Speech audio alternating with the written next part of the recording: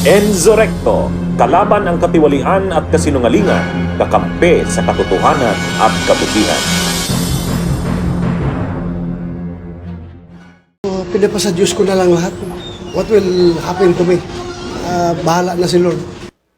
Yan naman po ang sinabi ni Senator Ronald Bato de la Rosa matapos ituro si House Speaker Martin Romualdez na umano'y kasama ng kausapin ang mga pulis para idiin sa ICC si dating Pangulong Rodrigo Duterte kaugnay.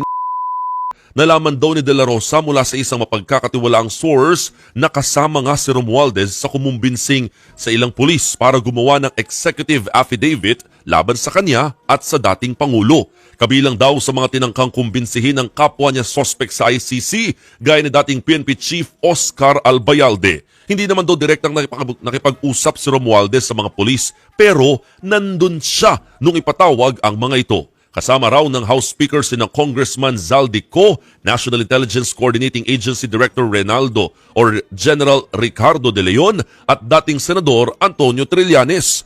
Para po sa karagdagan pang impormasyon, ito po ang pahayag ni Bato de la Rosa. Very reliable information. A1 information na yung mga official na yan ay kinausap. Nagdala sa kanila si General Dick De Leon ng Director General ng NICA. Kasama si Trillanes at andoon sa kanila yung pag-uusap, andoon si Speaker Martin Romualdez at si Appropriations Chairman ng Lower House na si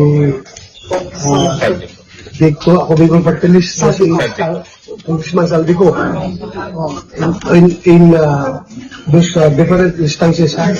Hindi sila sabay-sabay kinausap isa-isa. Those different instances. Nandun sila. To convince them, To execute an affidavit implicating President Duterte and me.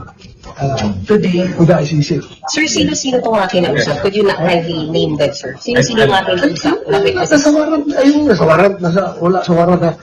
Nasa distansya accordingly ng ICC na inimbestigahan. Opo. Sa Blue Office. At sino yung sorry, first wait lang, sir. What exactly did Speaker Romualdez do? Ano yung ginawa ni Speaker? Nandito na siya, nag-uusap siya. Okay. Nandito sila. It's very private meeting. Nandito sila. So, sa initiative, Nag-convince talaga sa kanila, nag-usap sa kanila ay itong si General Dick De Leon at si Trillanes. Nandun na sila sa grupo yung dalawa na sinasabi. Pero yung tatlo na yun, hiwa-hiwalay kinausap. pero Separate situation, separate instances. Hindi sila sabay-sabay. so sir, yung galang ngayon ni De Leon at saka sino isa? Utos ito ni Speaker. Dahil sa utos ni Speaker. Kaya nagkaroon ng ganong initiative si De Leon at saka si Trillanes. Sino magluto sa kanila? Sino kasama nila doon? Di ba? Sila lang apat. At saka yung pinakausap nila na police officer. Sino kung wala ba, coincidence lang ba na every time kinakausap ng mga tao nila, nandun silang apat? Silang apat ang harap? So na-convince daw na gumawa ng affidavit? Na-convince sila? Hindi sila pumayag. Hindi sila pumayag. They stood their ground. Ayaw nila. Dahil na alam naman talaga nila na hindi dapat kasi mali at talagang dapat hindi implicate. Did you talk to them? Yung Did you talk to them? Itong tatlong to, sir? Did you talk to them, sir? I will reveal this information later. Sir, sabi nyo kasama. Nakausap mo na sila, hindi pa rin. Text lang. Curtain sa information nyo, may inalok ba dun sa tatlo? Pakalit. Kapalit ng pag-testify nila o pag-isip? Wala naman sinabi. Basta, tinubin sila. So, sir, ano ito? Effort ito para talagang Ilis ang Duterte at kanyang mga alay from the face of earth. Ano pa ang reason? Wala, hindi na And sir, considering na kung si Speaker, do you think may basbas ito from the President? Do you think may basbas ito kung ang kumilos si Speaker?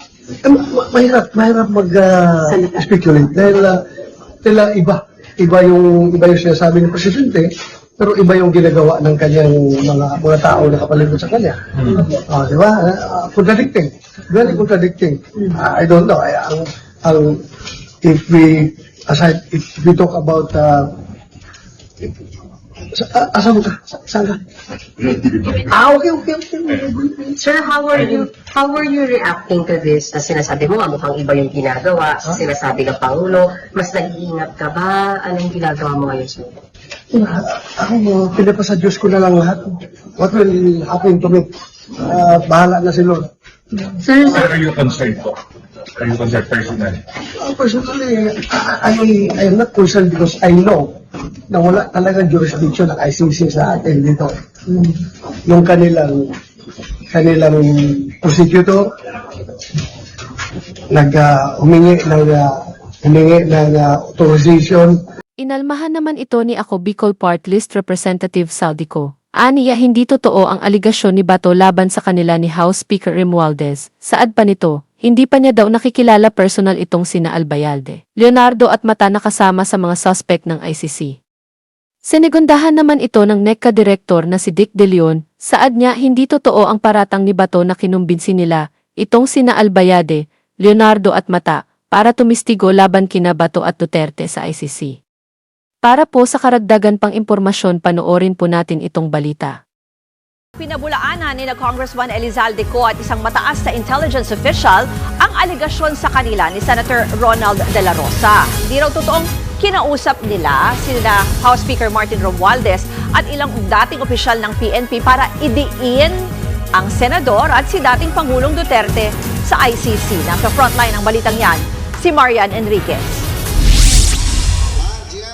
Itinanggi mismo ni ako Bicol Party List Representative Elizalde Co at National Intelligence Coordinating Agency Director General Ricardo De Leon ang mga aligasyon ni Senator Bato de la Rosa tungkol sa umano'y pakikipag-usap nila sa mga drug war suspect para idiin sa International Criminal Court o ICC sina De la Rosa at dating Pangulong Rodrigo Duterte.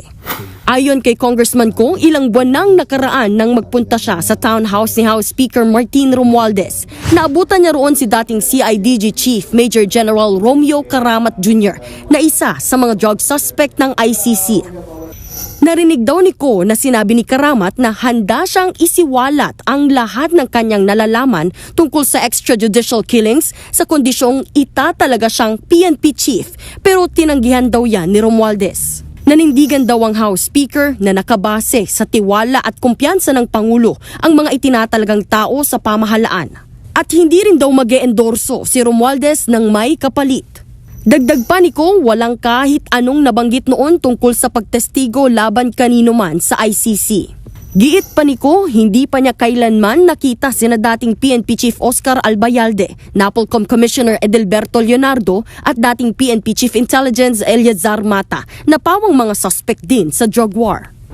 Ayon naman kay NICA Director General Ricardo De Leon, hindi totoo ang paratang ni Senator De La Rosa na kasama siya at si Romualdez sa mga namilit sa ilang opisyal ng pulisya para tumistigo sa ICC laban sa kanila ni dating Pangulong Duterte. Ang totoo raw, sinamahan noon ni De Leon si Karamat nang makipagkita kay Romualdez. Interesado raw kasi si Karamat na maging PNP chief. Gaya ni Congressman Co, narinig din daw ni De Leon ang alok ni Karamat kay Romualdez na isisiwalat niya ang mga nalalaman niya sa EJK at drug war, pati ang listahan ng mga pangalang target patayin, lingguhang quota at ang proseso ng bayaran kung ibibigay kay Karamat ang inaasam nitong posisyon.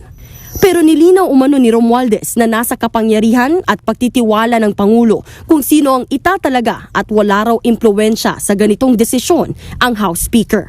Tinanggihan daw ni Romualdez ang alok ni Karamat. Bukod dyan, itinanggi rin ni De Leon na kinausap niya sina Albayalde at Mata para tumestigo sa ICC. Yan po mga kabunyog, ano po ang palagay ninyo? Sino po ang nagsasabi ng totoo sa kanila? Totoo kayang nakikipagtulungan itong sina Romualdez sa ICC Ito na ba ang ganti ng Marcos at Romualdez sa paulit-ulit na batikos ng mga Duterte sa kanila? Kung totoo man ito, mabuti naman dahil nagpapakita ito ng pag-asa sa lahat ng naging biktima ni Digong. Hindi sa kinakampihan nating itong sina Romualdez, pero ito talaga ang tamang gawin, makipagtulungan na ang gobyerno sa ICC para mapanagot na itong si Duterte. May kulanong salita na ang ibig sabihin dito ay ang pagkakaisa. Bunyog Party List. Halika na, Bunyog Party List ka na. Halika na, Bunyog Party List ka na. Sa susunod, ang atinang suportahan, Bunyog Party List, nagtataguyod ng katotohanan, lumalaban para sa bayan.